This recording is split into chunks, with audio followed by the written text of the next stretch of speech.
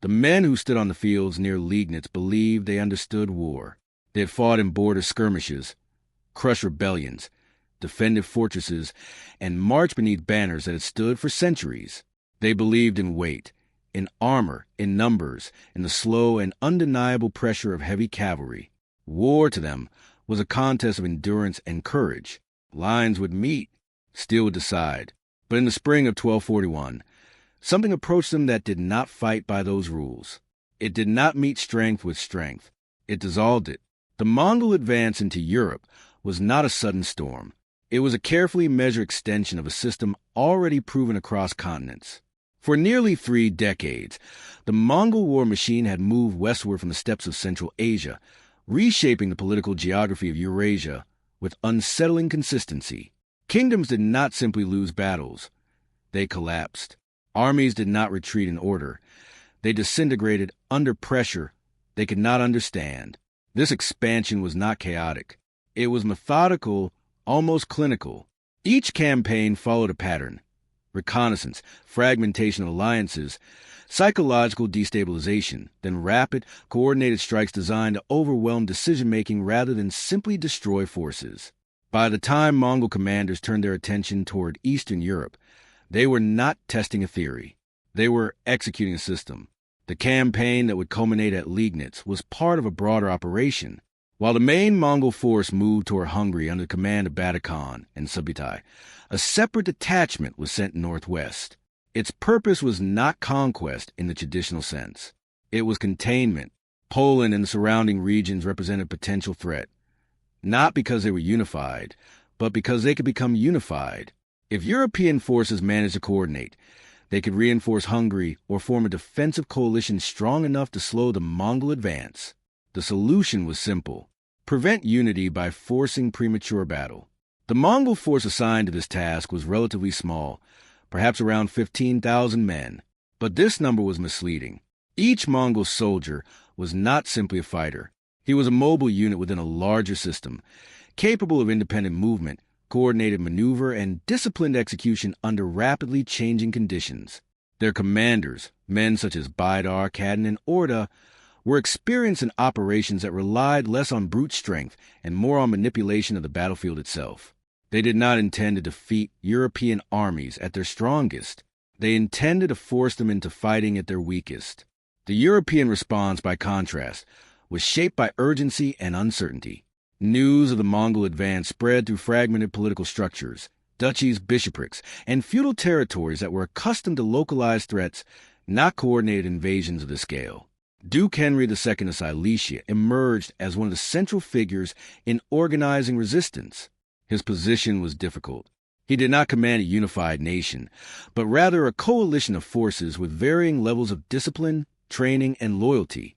Polish knights formed the core of his army, supported by contingents from neighboring regions, including German troops and members of military orders such as the Knights Templar and the Teutonic Knights. Each group brought its own expectations of warfare, and those expectations would shape their decisions. The European army, once assembled, may have reached as many as 60,000 men, though the exact number remains debated. What mattered more than the number was the structure. Heavy cavalry dominated its tactical thinking. Armored knights were expected to deliver decisive charges, breaking enemy lines through shock and momentum. Infantry supported these movements, but the psychological and tactical center of the army rested on mounted elites. This structure had worked before, against enemies who stood their ground. But the Mongols did not stand. They moved, and more importantly, they controlled when and where movement occurred. As the Mongol detachment advanced into Poland, they avoided direct confrontation with concentrated forces. Instead, they attacked isolated towns, burned settlements, and withdrew before organized resistance could form. This was not random destruction. It was a signal. Every burning village carried a message: the enemy is everywhere and nowhere you expect. This forced European leaders into a reactive posture. Instead of choosing when to fight, they were compelled to respond. And in responding, they lost control. Duke Henry faced a narrowing window. If he delayed, the Mongols would continue to devastate his lands and potentially link up with other forces. If he advanced too quickly, he risked engaging an enemy he did not fully understand. But delay carried its own political cost. Nobles demanded action. Allies expected leadership. The presence of foreign contingents added further pressure. This was not only a defensive war, but a test of credibility. So Henry made a decision that would define everything that followed. He chose to intercept the Mongols before they could move further west. This decision aligned with European military logic. Concentrate forces, seek battle, use numbers and heavy cavalry to overwhelm the enemy, but also aligned with Mongol expectations, because this was exactly the kind of decision their system was designed to provoke. The terrain near Liegnitz offered open ground suitable for cavalry engagement, but also provided space for maneuver, space that the Mongols could exploit more effectively than their opponents. When the two forces approached each other in early April, neither side was entering an unknown situation. The Europeans believed they were confronting a raiding force that needed to be stopped. The Mongols knew they were facing an army that could be shaped. What followed was not an immediate clash. There were movements, feints, and positioning, subtle adjustments that reflected very different understandings of what a battle was. For the European army, battle was an event. For the Mongols, it was a process. Mongol scouts had already mapped the area, observed the composition of Henry's forces, and identified patterns in their movement. They understood the structure of the coalition, the likely behavior of knights eager for engagement, the slower coordination between different contingents, the difficulty of maintaining cohesion once momentum began. They did not need to guess how the battle would unfold. They only needed to guide it. The European army, by contrast, was operating with incomplete information. Reports of Mongol tactics were inconsistent, often exaggerated or misunderstood. Some described them as elusive horse archers. Others emphasized their speed, their discipline, their ability to disappear and reappear across vast distances. But these descriptions did not translate into a clear tactical response, because the fundamental assumption remained unchanged. That battle would ultimately come down to direct confrontation. On the eve of the engagement, both sides prepared, but in very different ways. The European forces organized themselves into traditional formations, with cavalry prepared to advance and infantry positioned to support. Command structures were established, signals planned, and expectations set. Victory, in their minds, would come through coordinated advance and decisive impact. The Mongols prepared by doing something less visible. They rehearsed. Units were assigned roles not just for the initial engagement, but for multiple phases of the battle: advance, withdrawal, encirclement, and pursuit. Signals were not only for attack, but for deception. Every movement had a purpose beyond the immediate moment, because the battle they intended to fight would not unfold in a straight line. There was one critical element that would define the coming confrontation: control, not control of territory, but control of perception. If the Mongols could dictate what the European commanders believed was happening, if they could create the illusion of weakness, disorder, or retreat, they could shape the decisions that followed. And once those decisions were made, the outcome would begin to close.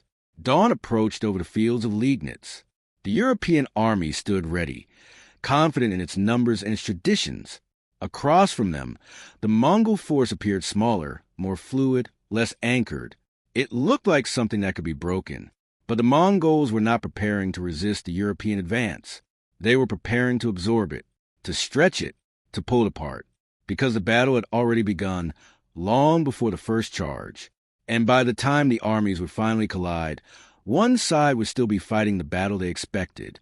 The other would be fighting the battle they had already designed. The battle did not begin with impact. It began with movement that seemed uncertain. From the European lines, the Mongol force appeared dispersed, its formations loose, its front uneven, its posture almost hesitant.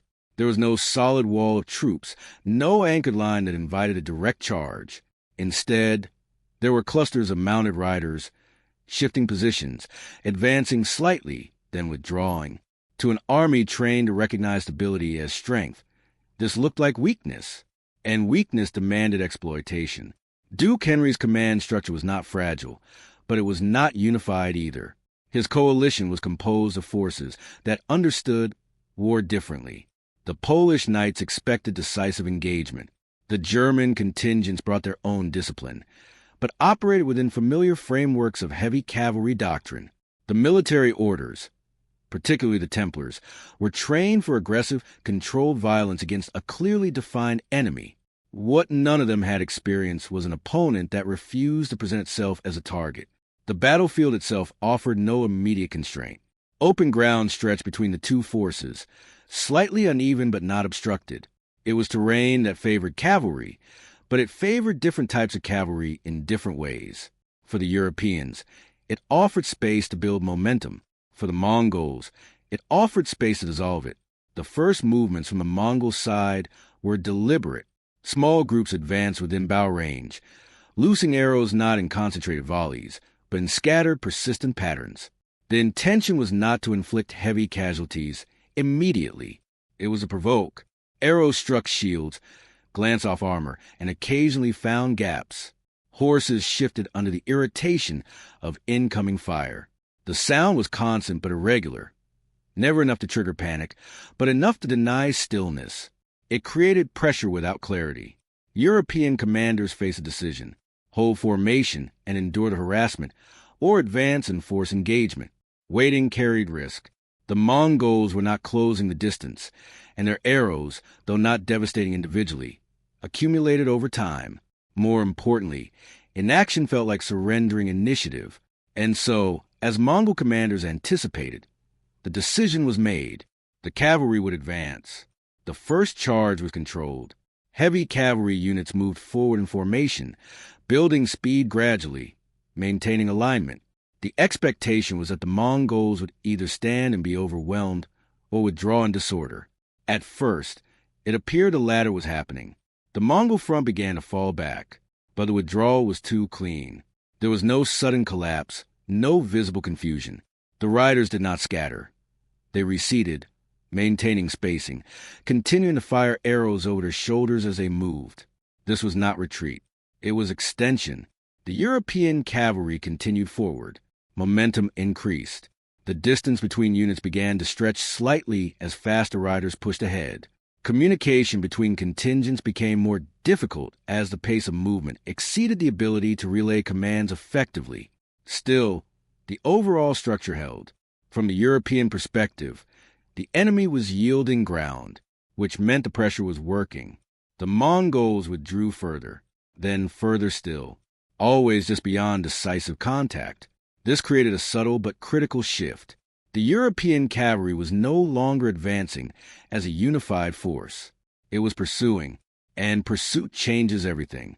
In pursuit, discipline begins to bend. Units stretch. Gaps appear. The cohesion that exists at the beginning of a charge begins to degrade as individual riders focus on closing distance with a retreating enemy. Each small acceleration, each deviation in direction, compounds over time. The line becomes uneven. The formation becomes vulnerable. The Mongols had calculated this. They did not need to break the European line directly. They needed it to break itself. At a distance it seemed safe, but was carefully measured. The Mongol withdrawal slowed, not enough to signal reversal, but enough to compress the pursuing cavalry slightly, drawing them deeper into the engagement zone. At the same time, Mongol units on the flanks began to shift, subtle at first, then more pronounced.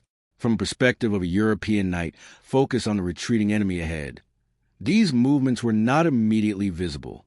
What mattered was the target in front. What mattered was the expectation of impact. Then, without a single clear signal that the Europeans could perceive, the Mongol formation changed. The retreat stopped, and the arrows intensified.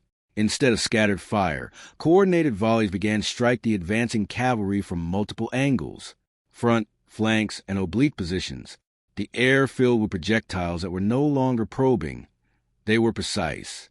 Horses began to fall, not in clusters, but individually, disrupting momentum, forcing riders to adjust, breaking the rhythm of the charge. At the same time, Mongol units that had appeared to withdraw completely began to reemerge. From the sides, from positions that had been invisible moments before, the European cavalry was no longer pursuing a retreating enemy. It was inside a moving perimeter. Attempts to regroup were immediate, but difficult.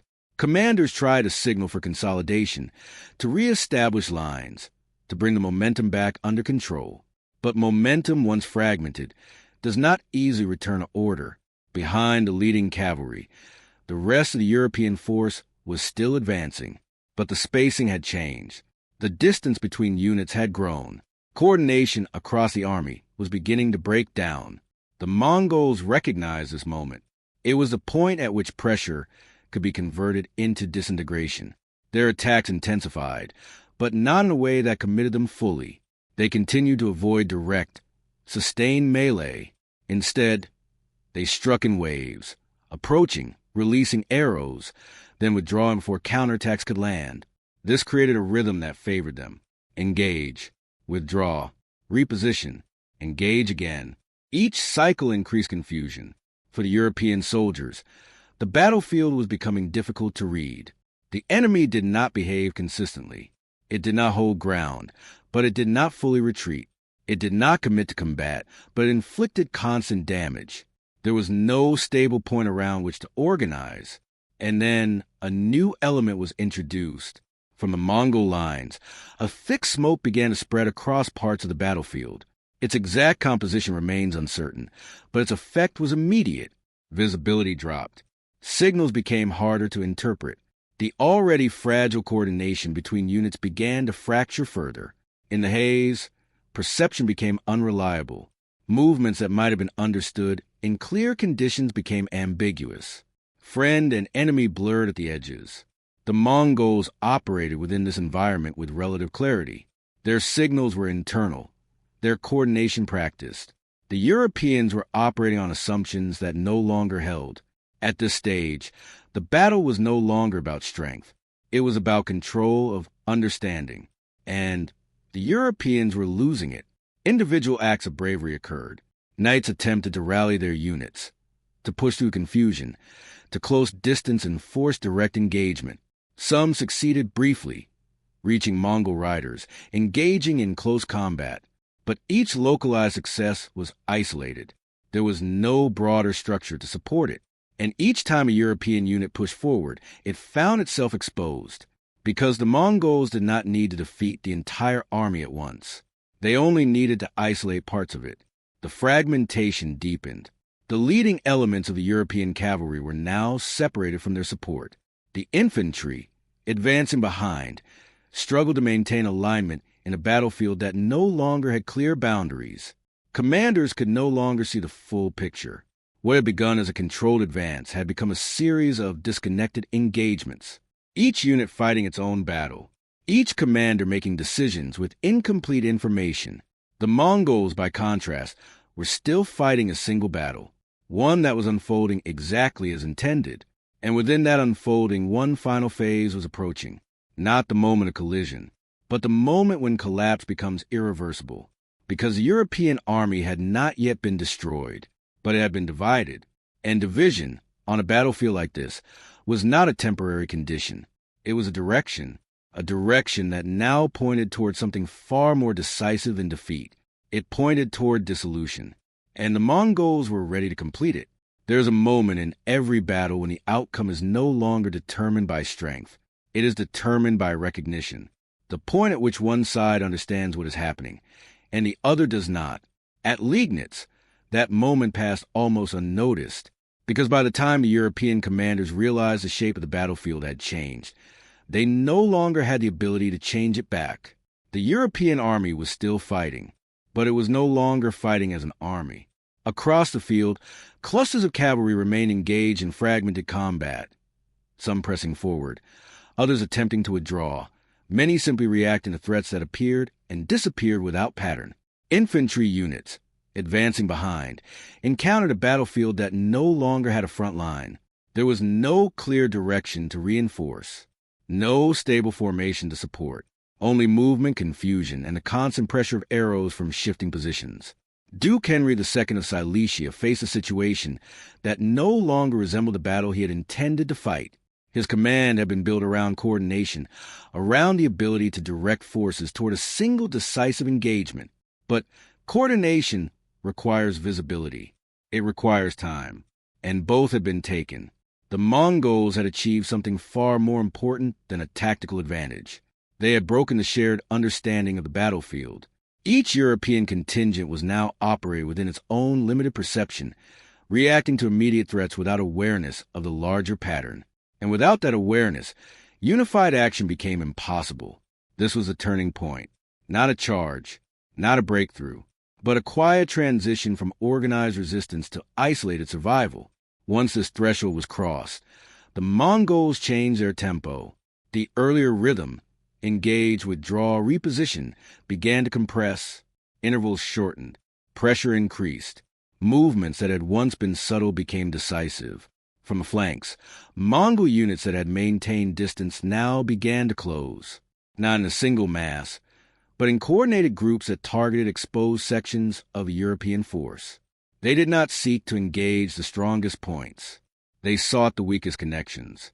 Where cavalry had outrun its support, they struck. Where infantry had advanced without clear protection, they encircled.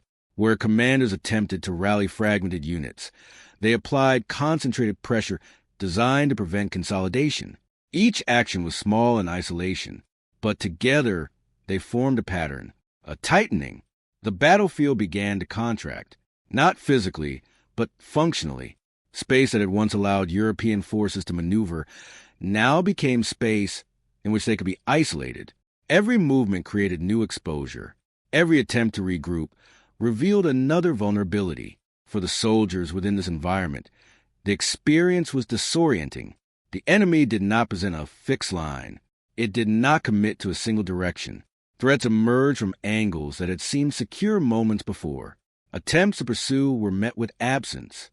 Attempts to hold ground were met with encirclement. And gradually, resistance began to shift from coordinated effort to individual survival. It is in this phase that collapse becomes irreversible. Because one soldier began to fight for their own survival rather than for the cohesion of the unit, the structure that holds an army together dissolves. Orders lose their meaning. Signals lose their reach. The chain of command becomes a series of disconnected voices. Duke Henry's position became increasingly exposed. As the fragmentation deepened, the ability to maintain a protected command presence diminished. He was no longer directing a unified force. He was attempting to stabilize fragments within a system that no longer responded. At some point during this phase, precisely when it was uncertain, Henry was killed, not in a dramatic charge or a final stand that reshaped the battle, but within the confusion of a battlefield that had already begun to collapse around him. His death did not end the battle. It confirmed what had already happened. Without a central command capable of reestablishing order, the remaining European forces lost any possibility of coordinated resistance. Units that had held together began to break. Some attempted to withdraw. Others continued to fight in isolation. Many simply became disoriented within the shifting movements of the Mongol forces. The Mongols did not rush this phase. They did not need to. They maintained pressure, control continuous and deliberate. Each movement was designed not just to defeat, but to prevent recovery. Encirclements tightened. Escape routes narrowed. Groups that attempted to retreat found themselves pursued, not in chaotic chase, but in measured, relentless tracking. What followed was not a sudden rout. It was a gradual disintegration. The European army, which had assembled as a coalition of strength, now existed as scattered remnants across the field. Its numbers no longer mattered, because numbers require structure to have meaning, and that structure was gone. By the end of the engagement, the outcome was not defined by a single decisive moment. It was defined by the absence of one. There had been no clash of lines that determined victory, no singular breakthrough that ended resistance, only a process that had unfolded step by step, until resistance could no longer organize itself. The Mongols had not simply defeated the European army. They had prevented it from ever fully becoming one. In the aftermath, the scale of the defeat became clear. Duke Henry II was dead. Large portions of the Polish nobility had been killed. The forces that had gathered to resist the Mongol advance had been dismantled before they could coordinate effectively. And yet, the Mongols did not remain.